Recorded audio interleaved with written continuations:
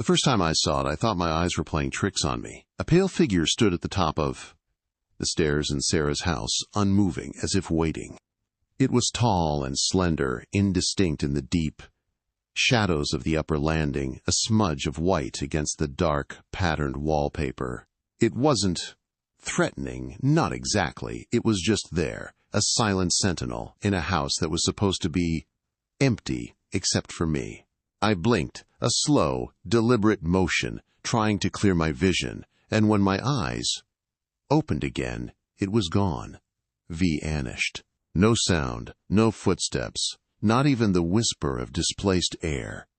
Just a silence that felt too heavy, too absolute to be normal.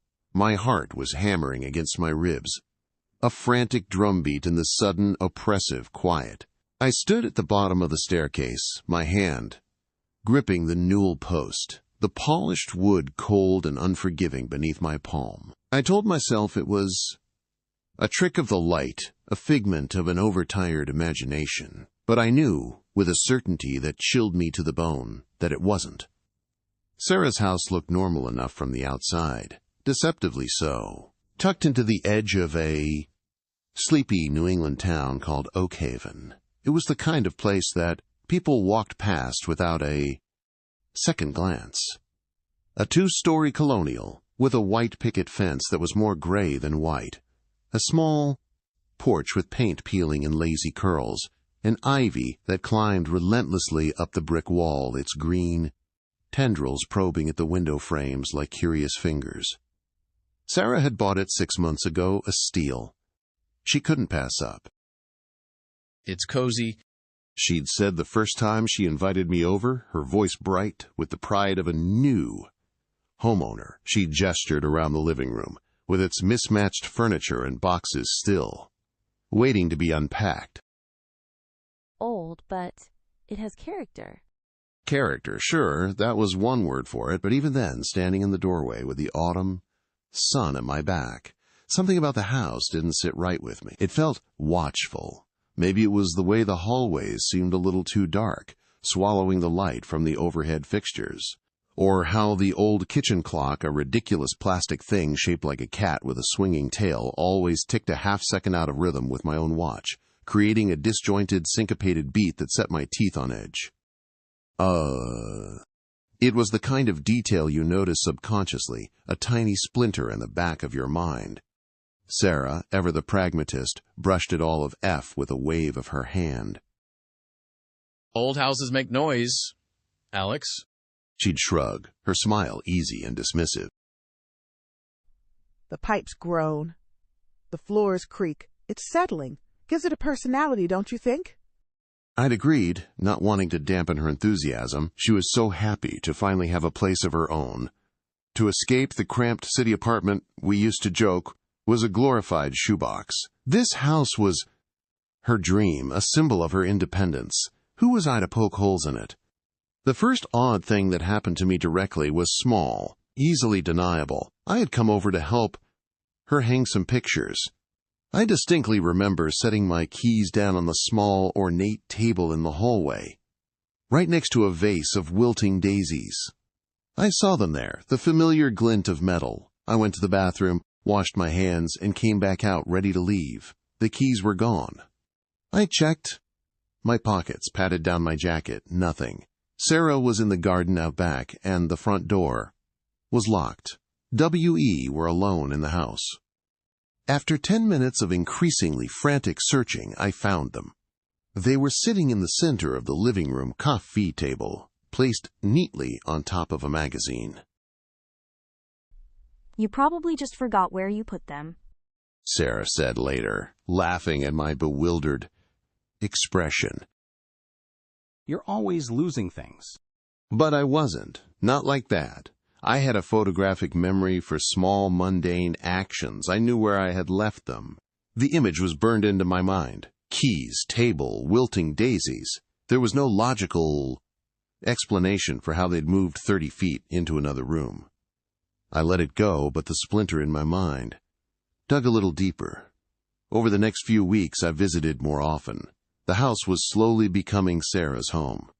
She'd painted the living room a warm sage green and filled the shelves with books and photos. But the more time I spent there, the more the house's character asserted itself. Each time there was something new.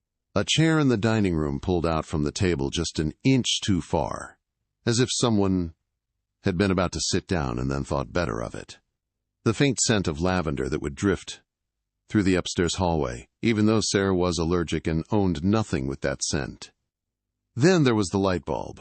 It was in the hallway at the top of the stairs, right where I'd seen the figure. It would flicker in a bizarrely specific rhythm. 3 quick blinks, then 1 long one. Pause. Repeat. It wasn't the random, spastic flickering of a dying bulb. It was a pattern. Deliberate. It's probably just faulty wiring, I said one evening, trying to convince myself as much as her. We stood at the bottom of the stairs, watching the light perform its strange little signal. Sarah. I've had an electrician out. He said the wiring is fine. He replaced the bulb and the fixture. It still does it.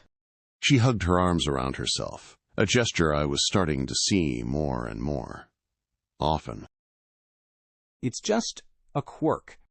But her voice lacked conviction. The house was full of these quirks. A drawer left open, a book falling from a shelf with no one near it, the television turning on by itself in the middle of the night, always to a channel of static. Sarah was getting good at explaining them away. The draft, the house, settling, faulty electronics. But I could see the strain behind her eyes. The carefully constructed wall of denial was beginning to crack. Then came the voices, the truly undeniable. One Tuesday night, Sarah had to work late, a last-minute deadline she couldn't get out of.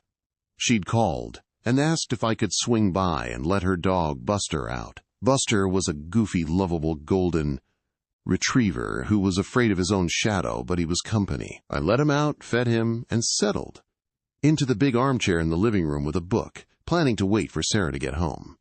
The house was quiet. Buster was asleep at my feet, his soft snores, the only sound besides the of-beat ticking of the kitchen clock and the distant hum of the refrigerator. Everything was peaceful until I heard it. Whispering. It was a breath of sound, a sibilant murmur, like someone speaking in a hushed, urgent tone, right behind my left shoulder. It was so close I felt a cold draft on the back of my neck. I froze, my body going rigid, the words on the page blurring into nonsense. The whisper was too faint to make out any words, but it was distinctly human, a female voice. I held my breath, straining to listen. It came again, a soft, sighing sound that seemed to weave through the silence of the room. Buster's head shot up, his ears perked, and a low growl rumbled in his chest. He was staring at the empty space right behind me. My blood ran cold.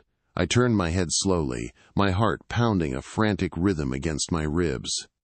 Nothing. There was nothing there, just the sage-green wall and a framed print of a Monet painting. But I felt it, the cold presence. Like the air itself had shifted, become thick and heavy with an unseen weight. The feeling of being watched was so intense, it was almost physical, a prickling sensation all over my skin. I didn't move. I couldn't. I just sat there, paralyzed. I don't know how long I sat there, a statue in the armchair. When I finally found the strength to move, I shot up from the chair, grabbed Buster's leash, and practically dragged the terrified dog out the front door. I didn't even bother to grab my jacket. I just needed to be out of there. Sarah found me on the porch swing when she pulled into the driveway an hour later, the headlights of her car cutting through the darkness. I was sitting there, hugging my knees to my chest with Buster, huddled at my feet. Alex, what are you doing out here? It's freezing. She got out of the car, her brow furrowed with concern as she walked up the path. She saw my face in the dim glow of the porch light, and her own expression faltered. What's wrong? You look like you've seen a ghost. The cliché was so jarringly accurate, I almost laughed.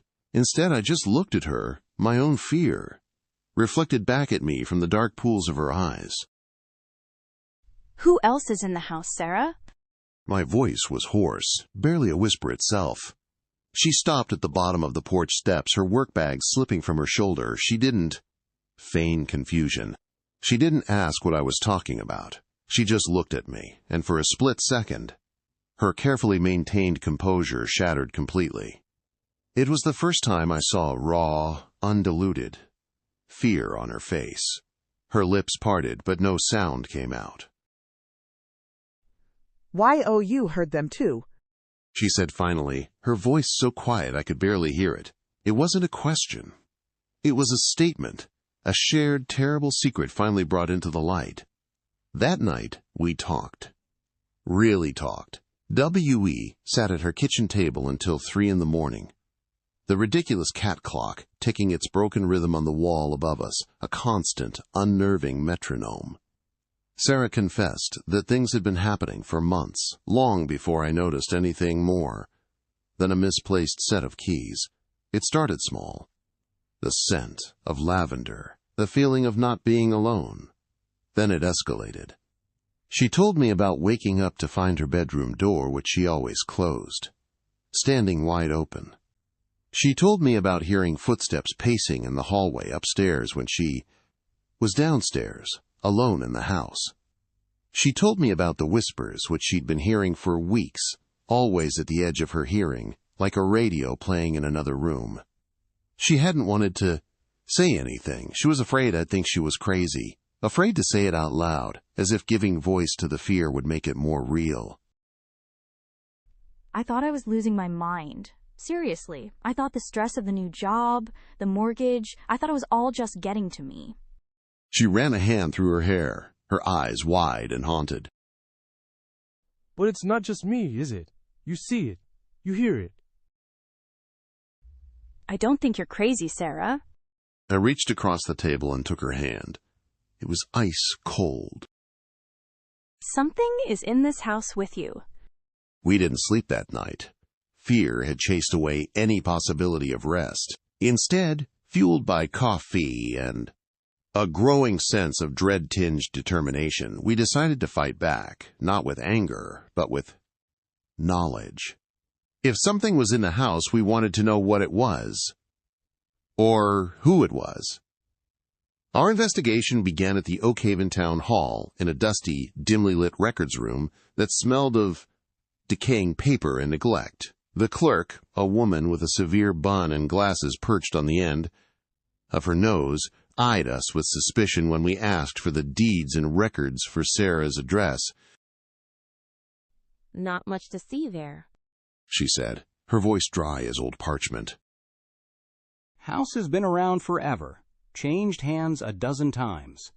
We spent hours poring over brittle, yellowed documents. W.E. traced the ownership back, decade by decade. The names were a blur of forgotten families.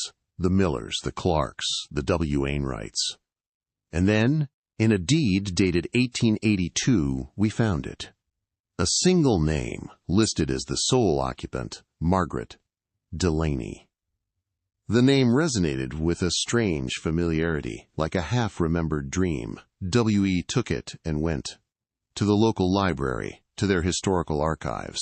W.E. searched through old newspapers on microfiche, the grainy black and white text swimming before our eyes.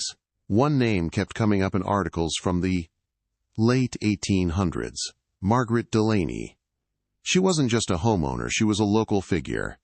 A midwife, some articles said, who had delivered half the children in Oakhaven. Others claimed she was a healer, an herbalist who used remedies from the forest to cure ailments that fled the town doctor. The more dramatic rumors, whispered in gossip columns and letters to the editor, called her a witch. They spoke of her in hushed, fearful tones, accusing her of communing with spirits and laying curses on those who crossed her. She was a woman who lived on the fringes of society, respected by some, feared by many. And then, in the winter of 1895, she disappeared. Vanished without a trace. The newspaper articles were sensational. Local healer gone missing. Foul, P-L-A-Y, suspected in Delaney. Disappearance. The townsfolk searched for weeks, combing the woods behind her house. They found nothing. No body, no note, no sign of a struggle. Eventually, the search was called of F. And Margaret Delaney was declared legally dead, but the rumors persisted. Some said she'd simply run away. Others whispered that the devil had finally come to collect his due. And a few locals claimed they still saw a light in her window on stormy nights, a pale figure watching the forest from the upstairs bedroom, her bedroom, which was now Sarah's bedroom. A shiver traced its way down my spine. So we're living in a witch's house? She whispered, her face pale in the green glow of the microfiche reader. She was a midwife, Sarah, a healer. The witch stuff was just superstitious gossip. W as it. People said she communed with spirits. Maybe she never left. The thought hung in the air between us, heavy and cold. W.E. went back to the house that evening, feeling like we'd peeled back a layer of skin and found something unsettling underneath. The house didn't feel like Sarah's anymore, it felt like Margaret S.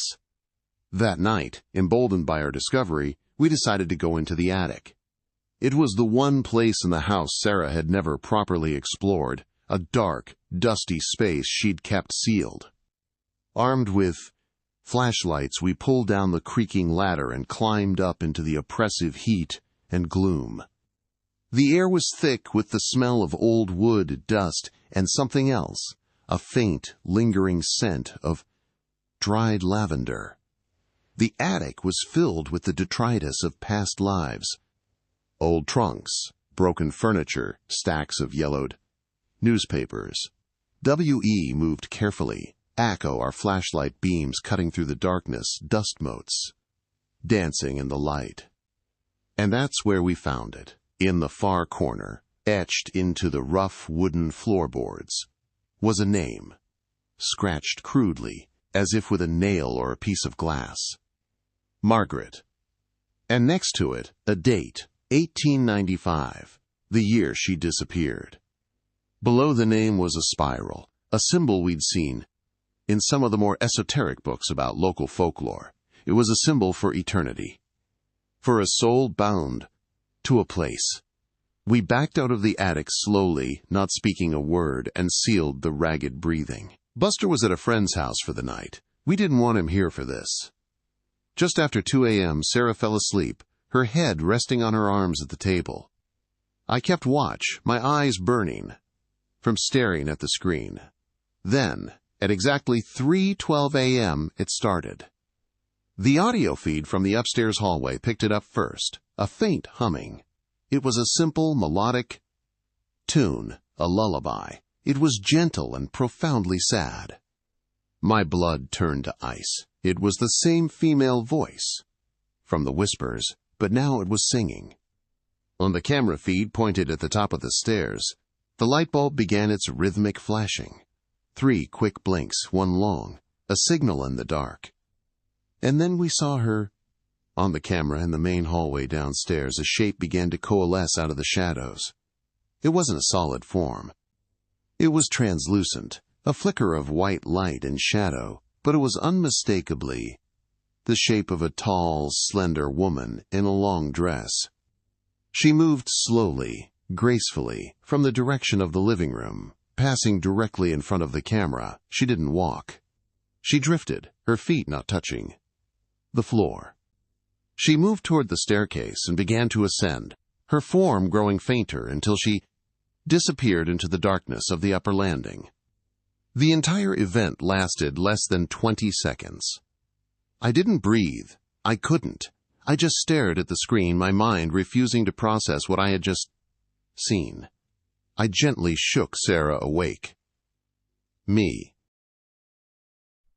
Sarah, wake up. You need to see this. I replayed the footage. W.E. watched it together, huddled close, the only light in the kitchen coming from the laptop screen. W.E. saw the silent, ghostly figure drift through the house. W.E. heard the haunting, sorrowful lullaby. We watched the light flash its cryptic message. W.E. replayed it again. And then a third time. W.E. didn't speak. W.E. couldn't. That kind of fear, the fear of seeing the impossible, made real, steals your words.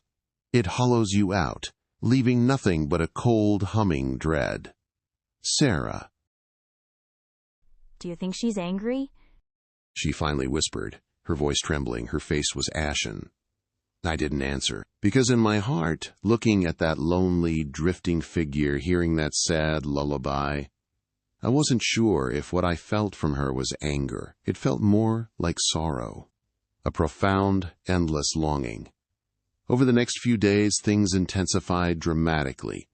It was as if our acknowledgement of her, our recording of her, had opened a floodgate. The activity was no longer subtle or quiet. Windows would slam shut on calm, windless days. Doors would lock and unlock on their own. The cold spots we'd felt before became mobile pockets of icy air, so cold you could see your breath. They would drift through rooms like unseen clouds, brushing against our skin. One afternoon, I was in the kitchen making coffee while Sarah was in the shower upstairs. I heard a sound from the living room, a sharp crack. I walked in to find a framed photo of Sarah and her parents lying on the floor, the glass shattered. It had been on the mantel, pushed to the very back. It couldn't have just fallen. It had been thrown. Sarah was becoming a wreck. She wasn't sleeping. She had dark circles under her eyes and jumped at every sound. She started sleeping with the lights on. One night, she swore she woke up with someone sitting on the edge of her bed. She couldn't see them in the dim light, but she felt the mattress dip with their weight. She could hear them breathing, a slow, ragged sound, like someone struggling for air. She lay there, paralyzed with terror, until the sun came up and the weight on the bed was gone. She broke down the next morning. Sarah. I can't do this anymore, Alex. She sobbed, burying her face in her hands. I can't live like this. It feels like I'm being driven out, or driven insane. I have to sell the house. Me. And what if she's attached to you, not the house? What if she follows you? The fear in her eyes was answer enough. W.E. were trapped. W.E. knew we couldn't handle this on our own. My mind went back to the old clerk in the town records of Feis, to the way she looked at us. There were people in this town who knew the old stories. W.E. needed one of them. After a few discreet inquiries, we found a name, Eleanor Kinley, a local historian, officially. Unofficially, she was the town's memory keeper, a woman who knew more about Oakhaven's dark roots and forgotten secrets than anyone else. She was in her late 70s, with sharp, intelligent eyes that seemed to see right through you, and a demeanor that was both stern and strangely comforting. We called her. She listened to our story on the phone in complete silence. When I was done, a long pause followed. Miss Kinley. The Delaney house. I'm not surprised. I'll be there this afternoon. Miss Kinley arrived at 4 o'clock, carrying a worn leather satchel. She didn't ask for tea. She didn't engage in small talk. She simply stood in the entryway and looked around, her eyes scanning every corner of the house. She walked through each room in silence, occasionally stopping to run her hand along a wall or a doorframe. W.E. followed her like nervous children, watching her, waiting for a verdict. She spent a long time at the top of the stairs, staring at the spot where I'd first seen the figure. Finally, after nearly an hour, she came back to the living room and sat in the armchair where I'd heard the whispers.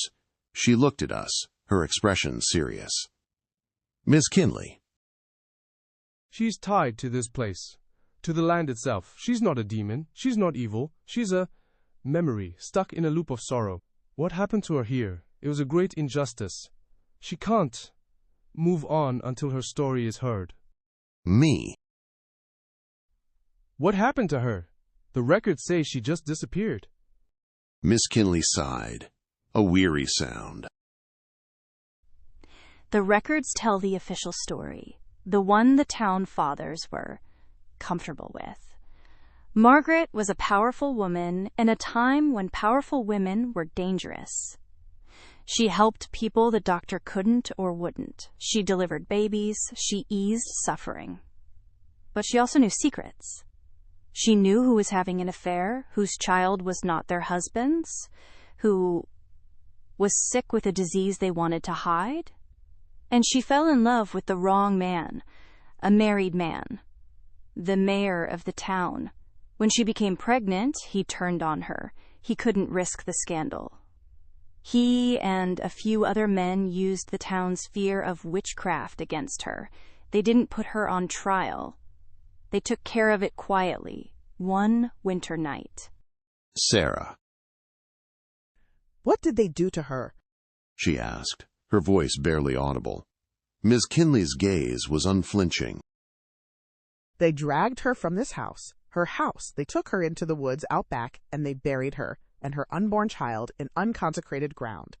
They told the town she ran away. They erased her. Her humming is the lullaby she never got to sing to her baby. The light she flashes is a signal, trying to get someone's attention. Her pacing is the restlessness of a soul that knows no peace. The room was silent, the weight of the story pressing down on us, the whispers, the cold spots, the figure on the stairs. It all clicked into place, forming a picture of unimaginable pain and betrayal. Me. How do we help her? An exorcism? We read her name out loud. W.E. acknowledged her life, her work as a healer and midwife. W.E. spoke of her pain, of the injustice done to her. Sarah. Margaret Delaney, she said, her voice shaking but clear. We know you're here. This is your house. W are sorry for what they did to you. W are sorry for your baby. You don't have to be forgotten anymore. W.E. will remember you. I spoke next, telling her that she was safe, that no one would harm her here. W.E. sat in silence for a long time after that, the only light coming from the flickering candle flame. The air in the room, usually thick with tension, felt lighter. The oppressive cold was gone, replaced by a feeling of profound stillness. A single, distinct scent of fresh lavender filled the room, then slowly faded away. That night was the calmest the house had ever been. The silence wasn't heavy or threatening. It was peaceful. For the first time in months, Sarah slept through the night without interruption.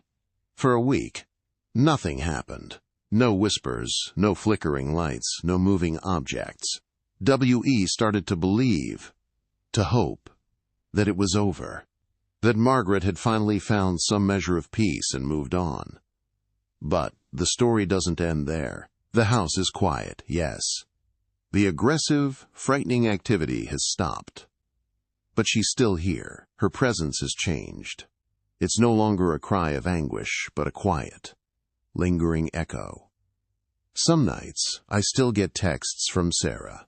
Simple, short messages that send a shiver down my spine. She sang again tonight. Just for a minute. Or, The clock blinked at 3:12. Just once. another time. W woke up, and the bedroom smelled like lavender. And sometimes, when I visit, when the house is quiet and the sun is setting, I'll catch a glimpse of something out of the corner of my eye at the top of the stairs. A brief flicker of white, a momentary shape in the shadows, W atching, not with anger, not with fear, but with something that feels almost like longing, a quiet reminder that she is still there, a silent guardian in the house that will forever be hers. W.E. gave her a voice, and now she just is. A part of the house, a part of its character, a memory that refuses to be completely erased. What if the most comforting place, your friend's house, harbored a secret so chilling it would make your skin crawl? Let us know what you think. Do you believe Margaret is still there, or is it something else entirely? Tell us in the comments below.